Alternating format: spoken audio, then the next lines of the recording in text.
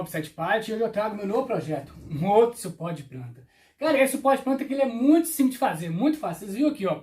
Aqui, ó, eu utilizei aqui, ó, essa zipinha aqui, ó, usei 1, 2, 3, 4, 5, 6, 7 e uma de comprido aqui, ó, também é o mesmo tamanho, de 65 centímetros, certo? E uma também, de comprido também, 65, só cortada em ângulo de 45, certo? Que vai ficar dessa forma aqui, ó, se vocês perceberem aqui, ó, vocês cortam uma e a outra vai encaixar assim, ó, dessa forma aqui, ó.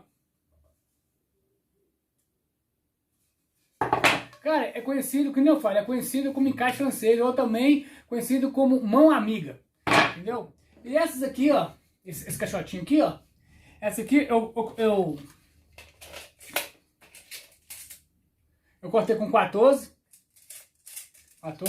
por 10. São 4 toquinhos desse aqui, ó, entendeu? E a grossura aqui, ó, vou mostrar pra vocês aqui tá 2 centímetros. Mas isso aqui, na verdade, eu cortei, mas isso aqui é do jeito que veio no pallet, certo? E esses aqui compridos aqui, ó, foi 22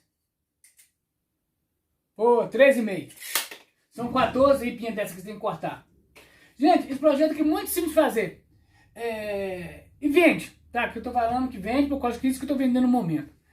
Gente, uma coisa que eu vou pedir pra vocês se vocês puderem se inscrever no meu canal, gente, eu vou crescer muito, que isso ajuda muito o meu canal, isso faz, além de inscrever, fazer um comentário, dar um joinha, faz o YouTube reconhecer que vocês estão gostando do meu vídeo e vão espalhar para mais gente, certo? Isso eu peço para vocês. E outra coisa também, vou deixar meu e-mail de contato na descrição do vídeo. Qualquer coisa, se vocês quiserem entrar em contato comigo, vocês podem entrar em contato comigo lá no meu e-mail.